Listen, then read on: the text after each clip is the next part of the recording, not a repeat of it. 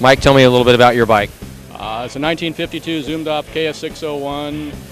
It's a German company. They were competitors with BMW up until '57. They quit making this bike then. They still made bikes up to '84. It was restored by my uncle, Doug Hubbard, who passed away a couple of years ago. He didn't have it finished. I put the bike back together and got it running, and still working on it, trying to get the sidecar mounted to it. I have the matching sidecar for it.